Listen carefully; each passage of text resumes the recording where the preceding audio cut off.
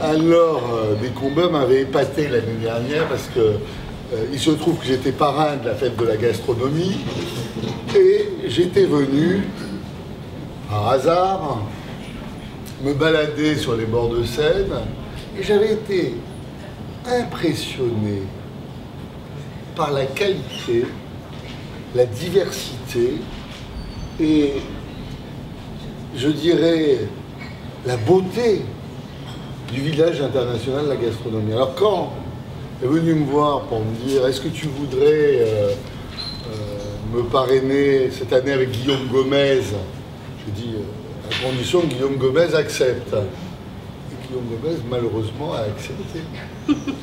Et donc nous sommes coparrains de cette belle édition du village international de la gastronomie. Pour Rungis, c'est évidemment quelque chose d'important parce que la France a cela de particulier qu'elle a fait sa transition démographique avant tous les autres.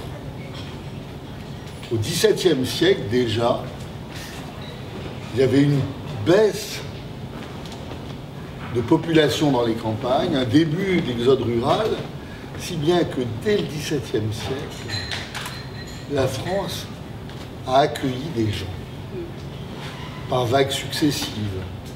Ça a été les Rital, les Spingouins, les Polacs, j'en passe, les Ruskov, j'en passe et des meilleurs. Et donc, c'est ce qui fait qu'on a une gastronomie extrêmement variée, qui vient de toutes les cuisines du monde. Hein? Quel est le plat préféré des Français? Malheureusement, quand on fait un sondage, on est obligé d'enlever le couscous et la pizza. Le plat préféré des Français, c'est sans doute la pizza. On est le pays où on mange le plus de pizza dans le monde. Hein, il faut le savoir. Et on a des couscous merveilleux, extrêmement variés. Et donc, vous parlez des Ruskov. Il y a l'Italie d'abord qui nous a beaucoup influencés. Hein.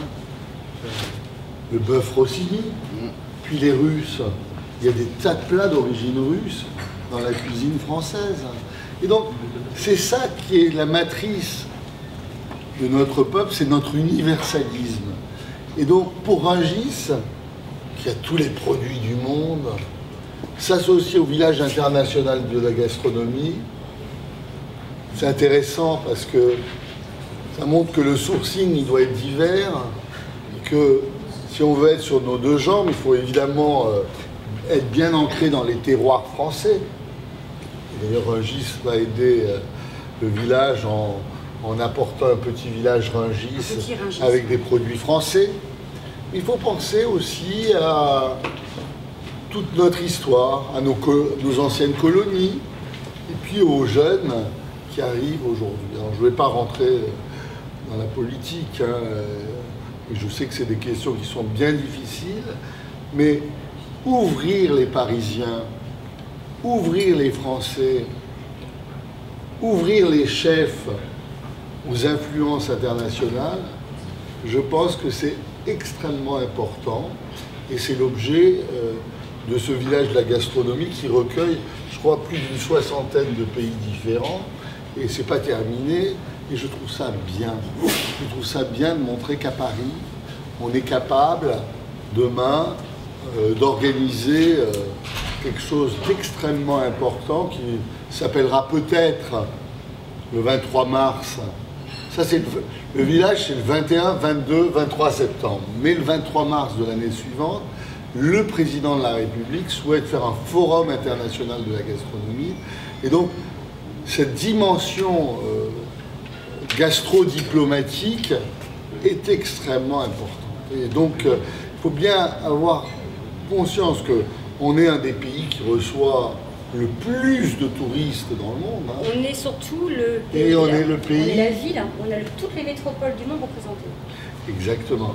Et en même temps, on est le pays qui s'inspire le plus des influences étrangères. Et donc, voilà, je trouve que c'est une très belle initiative. J'ai été trop long, je suis prêt à répondre à vos questions, mais pour résumer, que vous ayez les idées claires, une belle représentation internationale et française au pied de la Tour Eiffel. Rungis et Guillaume Gomez, qui sont partenaires et parrains de cette opération. Et enfin, on espère qu'il fera beau et qu'on va s'amuser au pied de la Tour Eiffel. Voilà. Merci. Bravo.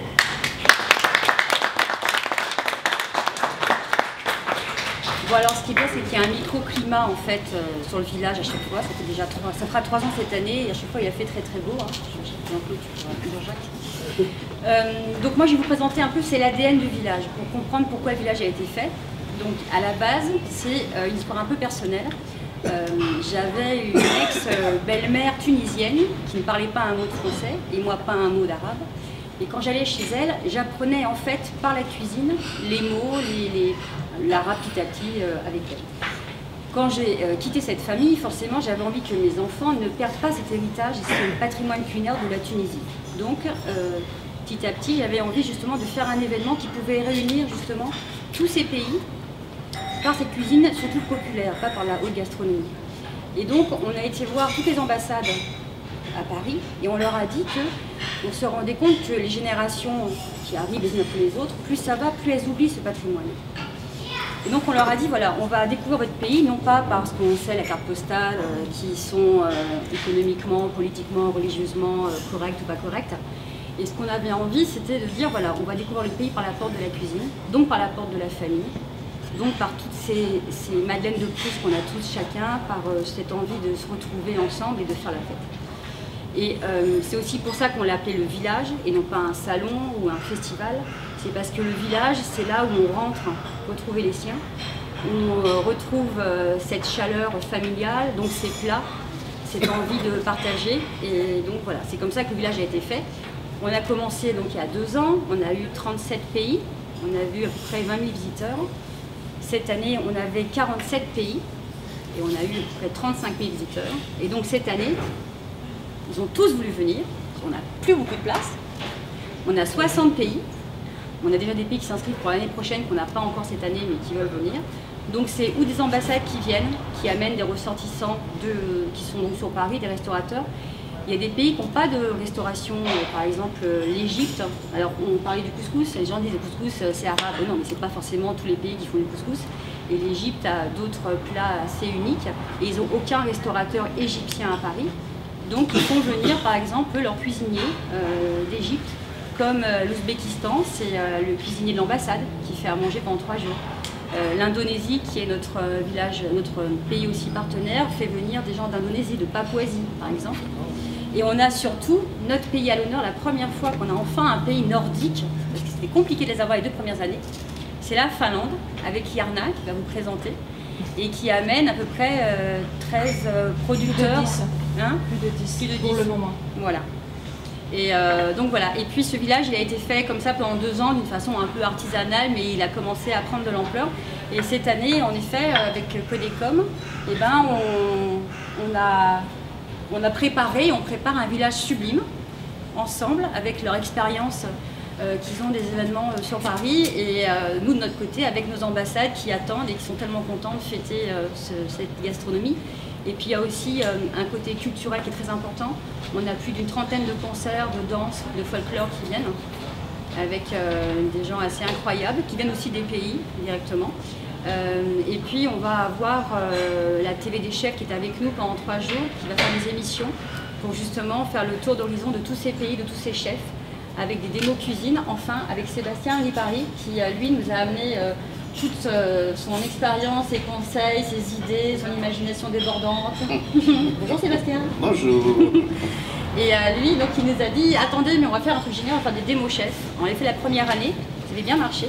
Et puis on avait arrêté en 2e année, et là justement Sébastien a dit, mais non, on va refaire ça, donc on va faire une petite cuisine pendant 3 jours, et on a des grands chefs qui viennent, donc Monsieur Elchebest qui est présent, Grégory Cohen que je ne vois plus, mais qui est là.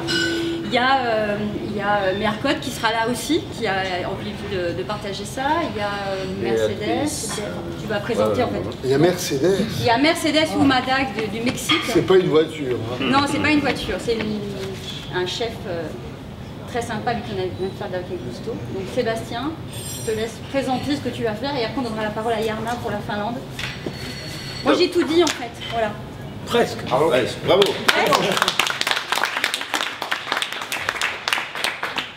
Alors, je m'appelle Sébastien Ripari, je suis le fondateur d'une société qui s'appelle le Bureau d'études gastronomiques. Ça fait 25 ans que je travaille avec les grands chefs dans le monde, je les audite. Je donne des masterclass, ça fait Randy Lenot, je fais beaucoup d'événementiels à travers le monde, je reste journaliste, j'ai fait encore des portraits de chefs et des tendances.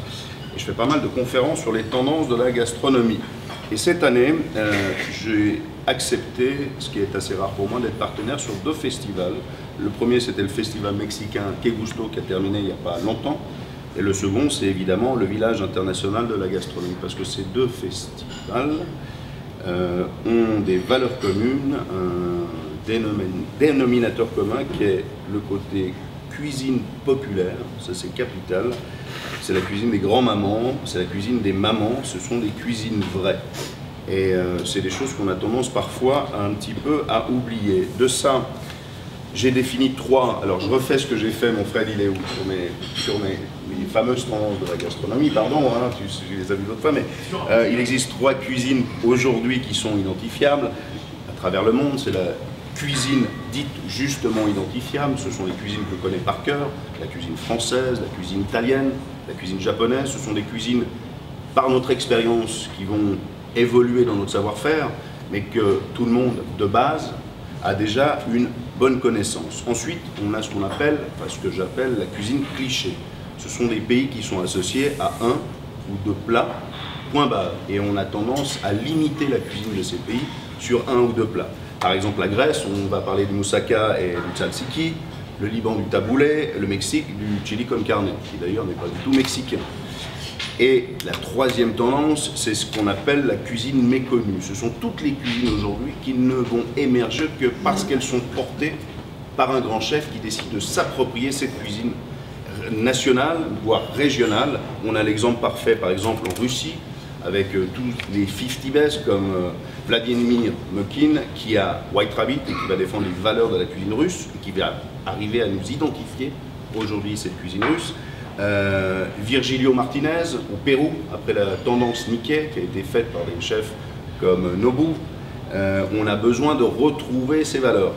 Et ça, ce sont vraiment les 3 tendances de la cuisine. Et je trouve que le village international de la gastronomie a dans son ADN la volonté forte de valoriser ces cuisines justement et de les, est-ce qu'on peut le dire, déclichériser, en tout cas d'enlever ce côté cliché de ces cuisines en disant voilà, l'Afrique du Nord ce n'est pas que du couscous.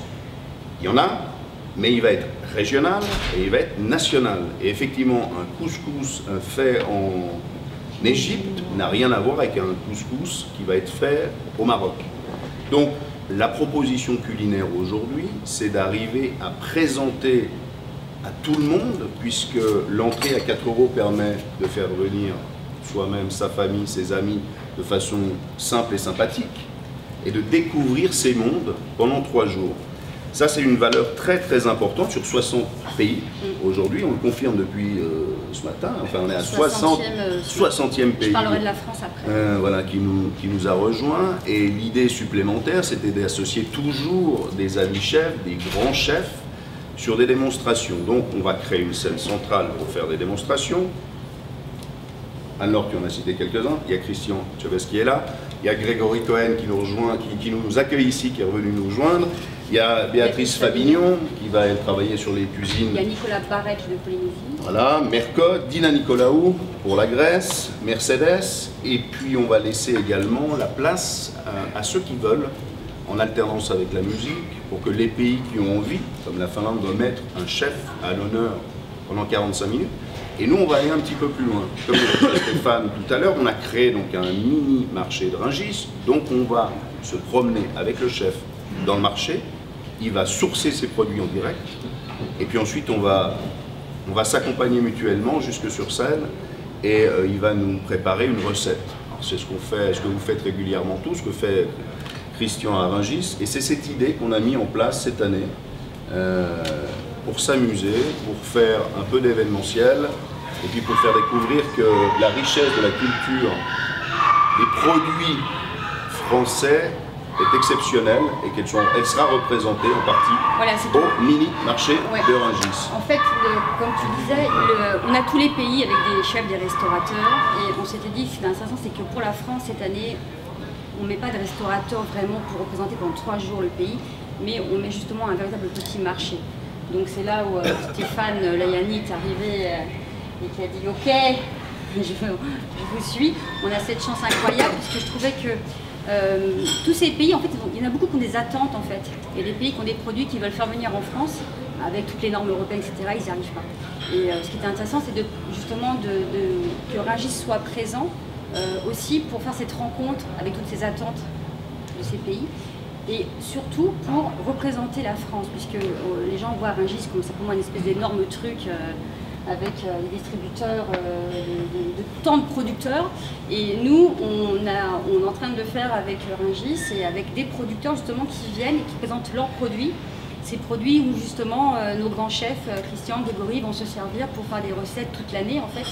Et on voulait justement créer aussi faire ce premier petit marché au pied de la Tour Eiffel. Il n'y en a pas beaucoup qui puissent s'implanter comme ça le dimanche matin ou le samedi matin, n'est-ce pas?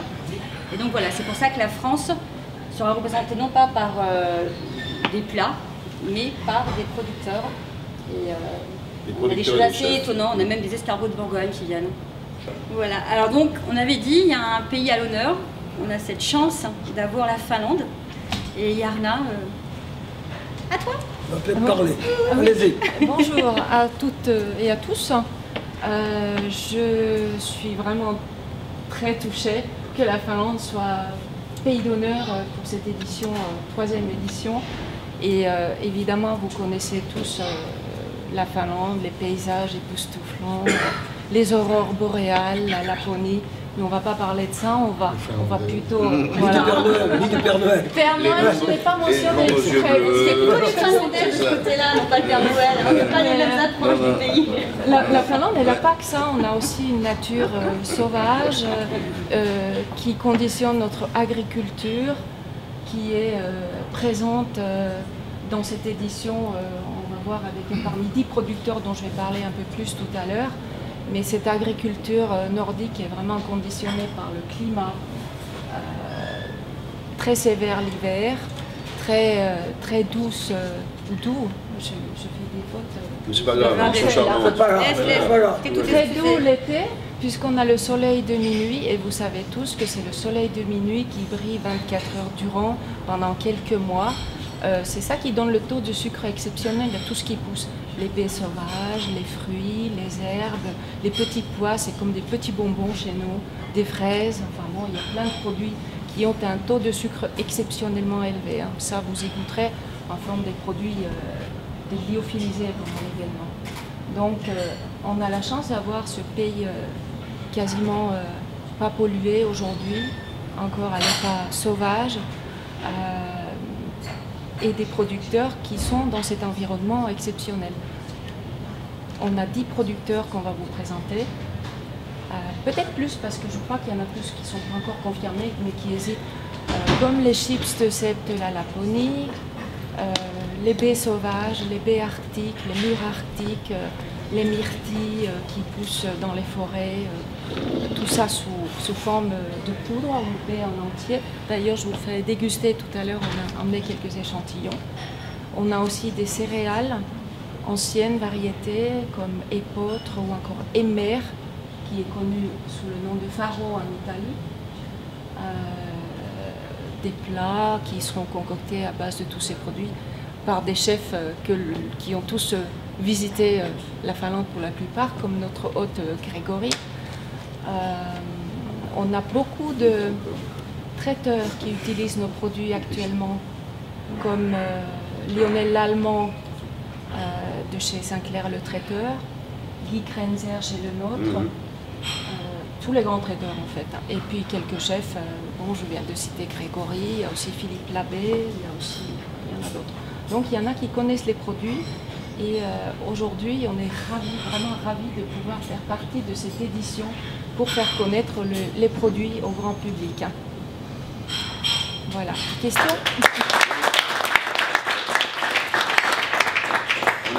Rendez-vous les 21, 22, 23 septembre. C'est Mathieu qui doit dire le mot normalement. Ah oui, sur le village international de la gastronomie. Merci Mathieu.